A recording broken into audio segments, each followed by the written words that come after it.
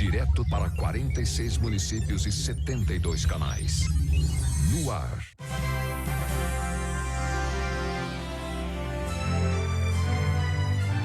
Link Vanguarda. Já estamos de volta para contar que uma mulher morreu depois de ficar quase 2 meses internada em Taubaté com ferimentos graves pelo corpo. A suspeita da família é de que ela tenha sido agredida pelo ex-companheiro. Ariane Cristina tinha 29 anos, era vendedora e mãe de 3 filhas.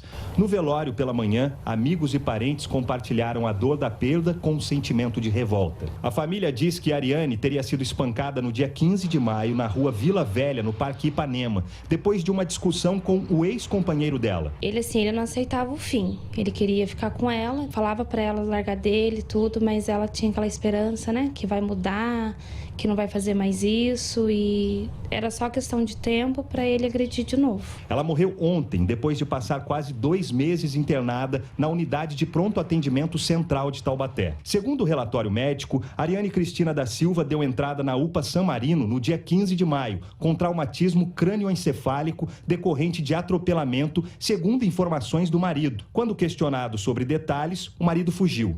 A paciente foi encaminhada para a UPA Central, compatível com um quadro de espancamento em grave estado geral, sedada e entubada, aguardando leito de UTI. Todo mundo está sofrendo por causa dele. Eu quero justiça. Ariane estava morando com a mãe dela há aproximadamente 8 meses. A mãe contou que a filha tinha medo do ex-companheiro e que ele ameaçava a Ariane e os parentes também. Ele ficava falando que se ele fizesse alguma coisa, por exemplo, comigo, ou com ela, ou com quem que se fosse da família, ele não tinha nada a perder, né? O caso está sob investigação da Delegacia da Mulher. A delegada responsável preferiu não gravar a entrevista, mas disse que o ex-companheiro de Ariane prestou depoimento, negou que a tenha espancado e foi liberado.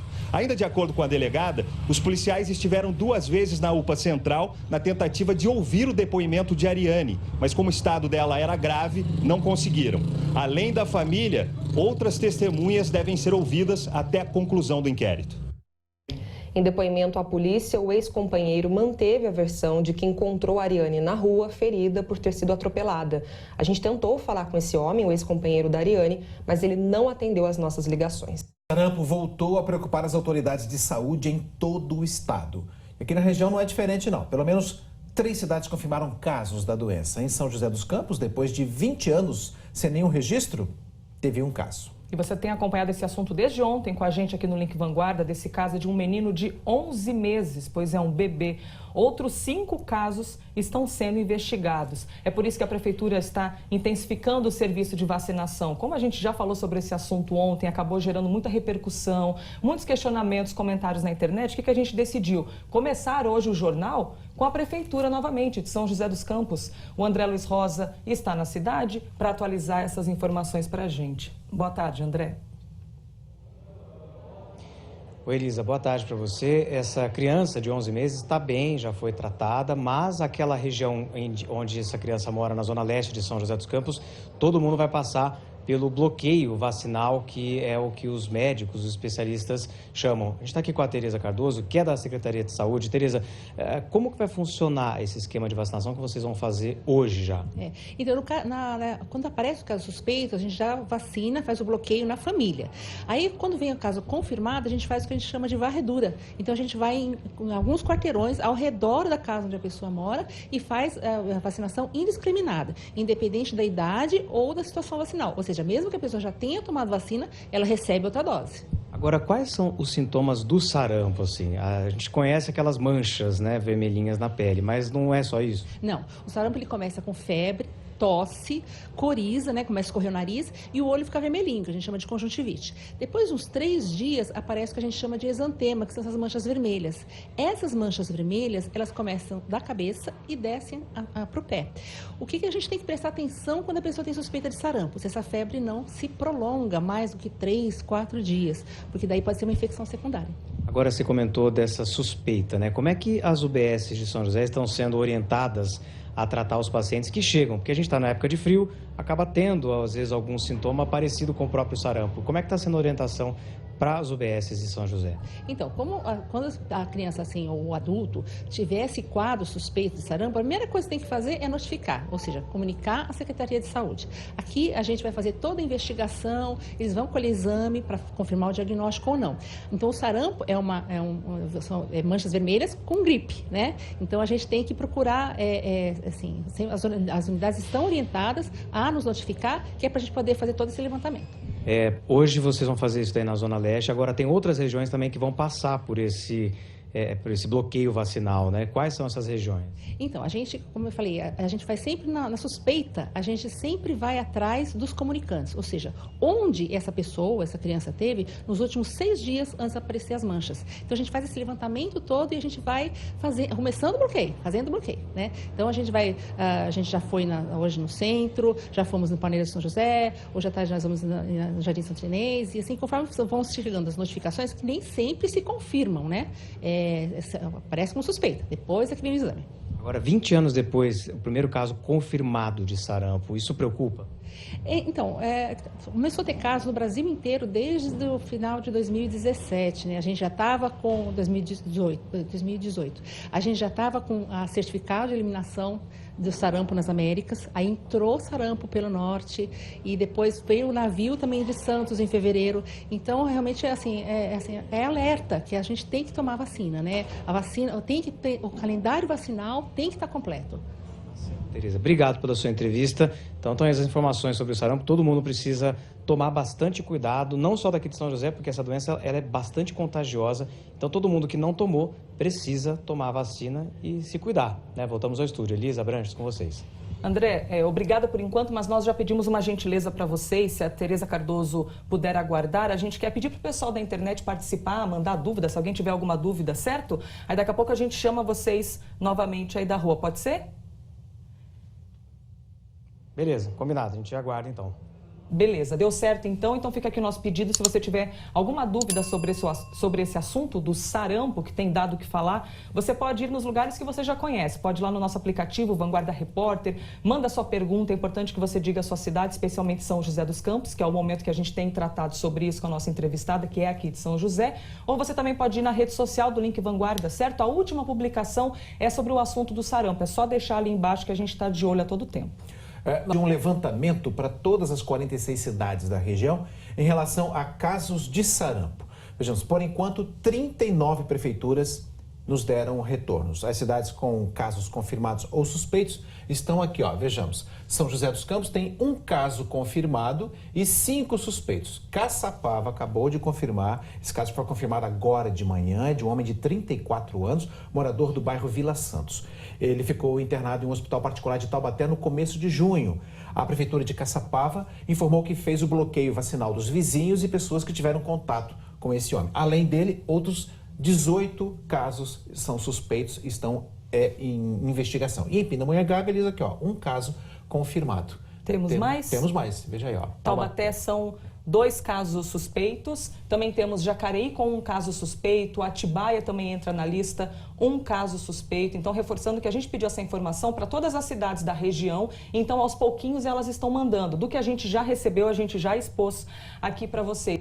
E começou a ligar para a polícia e conseguiu pegar os ladrões 2 ruas para baixo já com o caminhão em movimento. O Paulo vai seguir viagem para o Espírito Santo, ele tem um frete por lá. Ele reclama da falta de segurança nas estradas. Colegas dele também já foram vítimas dos assaltantes. Tem vários relatos, um carro com uma sirene em cima, mandou um amigo meu encostar. Mandou ele encostar, quando ele desceu, foi ver, era ladrão, levaram o caminhão embora. No começo do ano, roubaram 2 amigos meus aqui no Posto Dragão, dormindo. Estouraram o vidro, entraram dentro dos 2 caminhões e levaram eles junto. Então, a insegurança está muito. Essa transportadora em São José dos Campos já foi alvo de criminosos algumas vezes. O último caso foi em março deste ano, quando os bandidos roubaram a carga de um dos caminhões da empresa. Nosso caminhão foi abordado, a carreta foi transferida para um outro cavalo e durante o trajeto do roubo, a polícia identificou o nosso caminhão e depois de uma perseguição conseguimos recuperar a carga 100% sem nenhum problema a mais. Para tentar evitar novos roubos, a empresa tem investido em tecnologia e os funcionários são bem orientados. A vida em primeiro lugar, então ele preservar, ou seja, não reagir.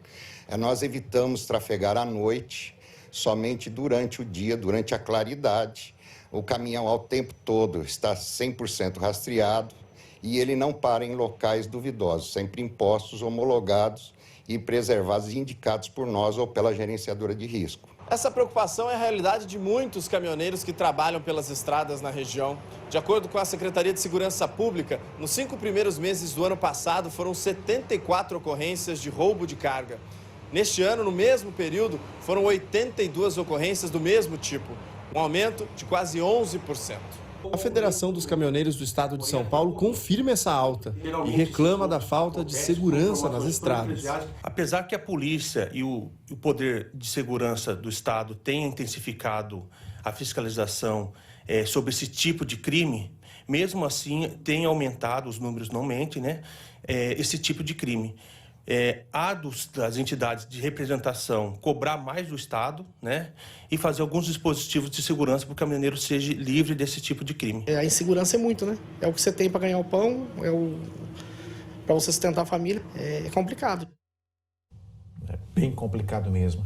Em nota, a Secretaria de Segurança Pública informou que tem feito operações que resultaram na prisão de um envolvido em roubo de carga em Caçapava. 3 carretas, um caminhão e uma carga de leite foram recuperados. A Secretaria de Segurança Pública disse ainda que desde o começo do ano, mais de 150 criminosos foram presos em todo o estado de São Paulo envolvidos com esse tipo de crime. E que a Polícia Civil também tem núcleos especializados no combate ao roubo de carga e que conta com um sistema que integra a polícia e os outros órgãos. Acompanhando o jornal desde cedo, já percebeu que o sarampo é o assunto do dia, por isso a gente volta a falar sobre a doença. Pindamonhangaba confirmou agora mais 2 casos. Agora, então, a cidade tem 3 confirmações. O primeiro foi o caso de um bebê de 7 meses que ficou internado por 3 dias em maio. A criança mora no bairro Alto do Cardoso.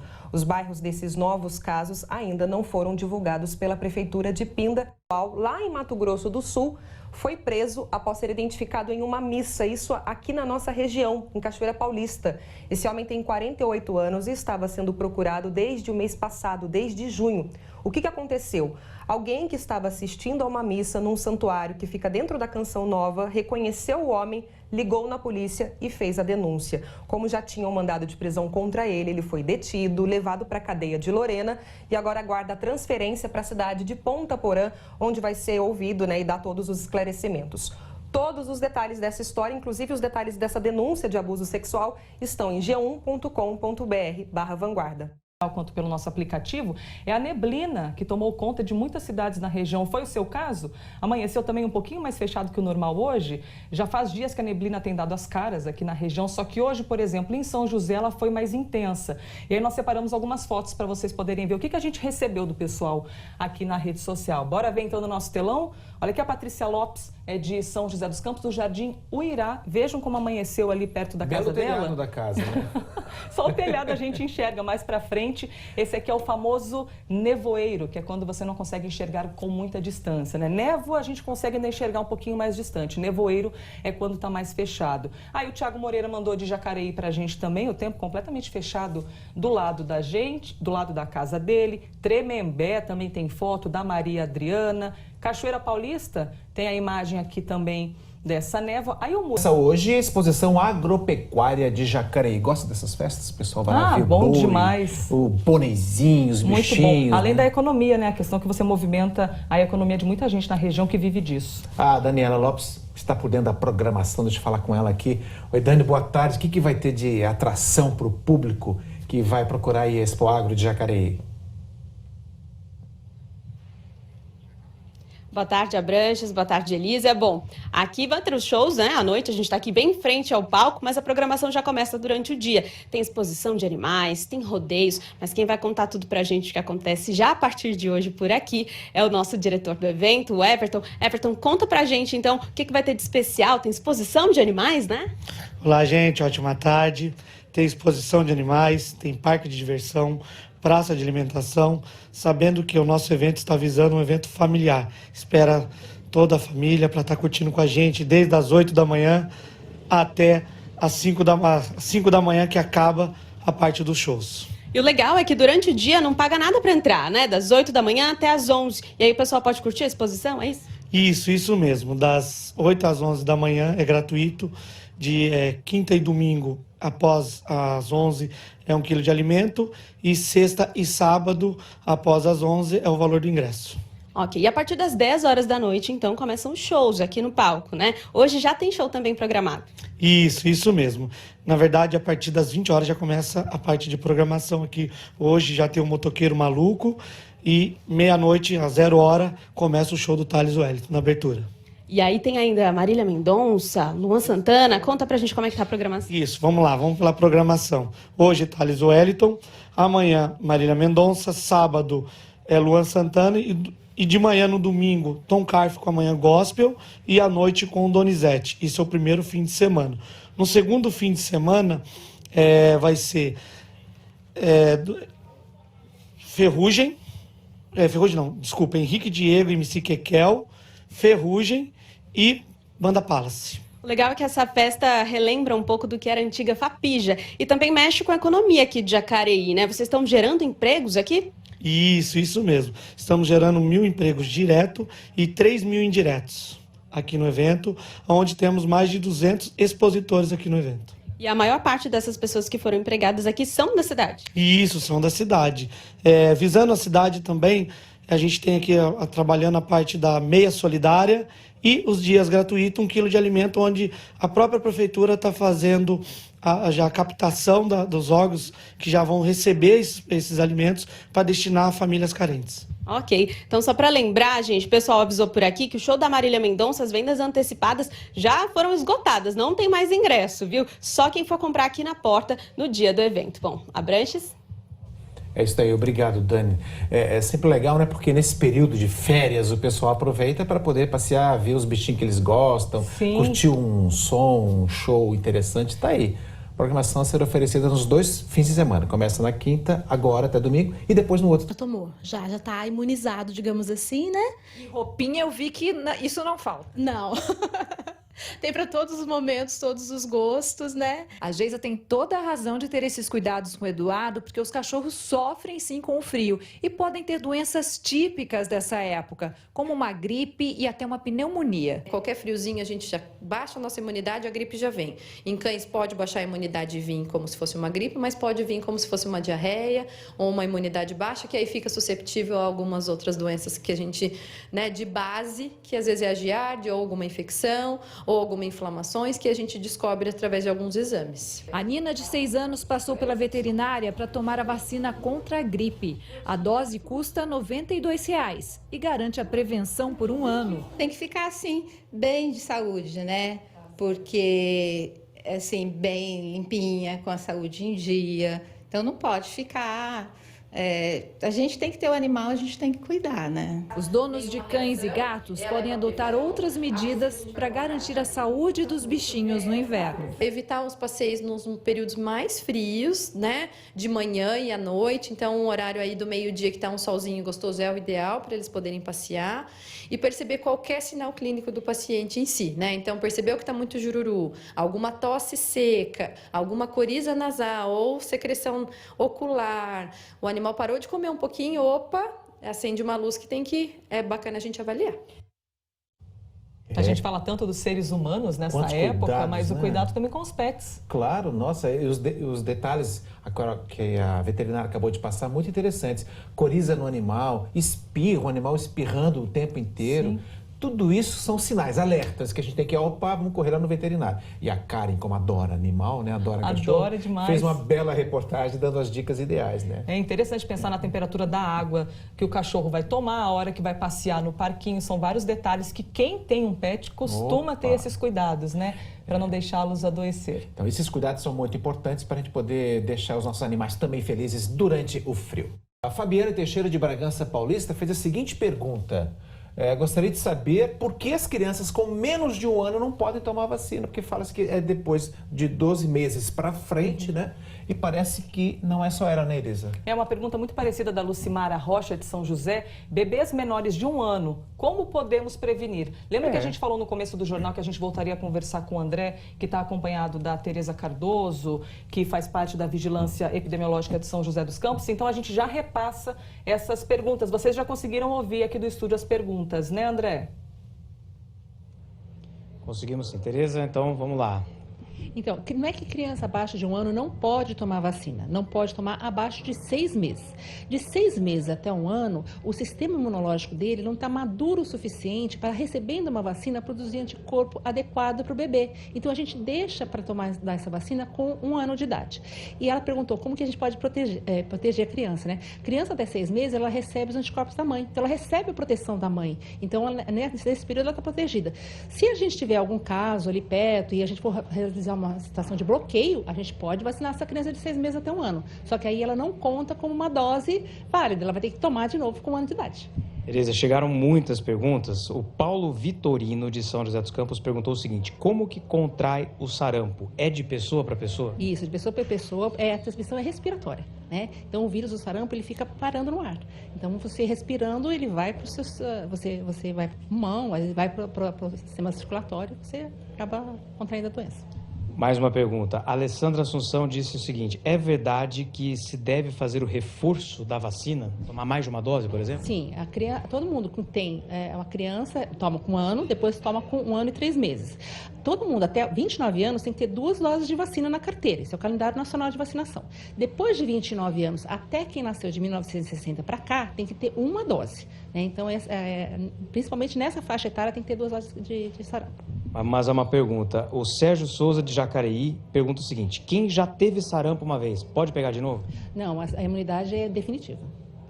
Agora, você comentou, Tereza, que uma coisa curiosa, a gente está falando do bloqueio, né, quando existe o caso suspeito, vocês fizeram a vacinação em uma loja do centro de São José dos Campos. Foram quantas pessoas vacinadas e por que vocês precisaram fazer? Então, quando a gente tem a notificação de um caso suspeito, você tem que procurar agir o mais rápido possível, como eu expliquei para você, bloqueando aquela doença, né? Então, a gente conseguiu imunizar 51 pessoas nessa loja, justamente por causa de uma visita que uma criança suspeita fez nessa loja, então a gente vacinou todos os funcionários ali. Agora, Tereza, isso geralmente acontece quando a gente tem alguma notícia de doença que esteja aí em evidência, de o pessoal correr nas UBSs para tomar vacina. A prefeitura está preparada para essa eventualidade? Então, o que a gente orienta as pessoas a olharem a carteira de vacinação. Ver se está dentro do calendário. A criança de 1 ano até 1 ano e 3 meses, até 29 anos, tem que ter 2 doses. Não precisa se preocupar. Se a pessoa tiver contato com a vacina, a gente vai atrás e vacina.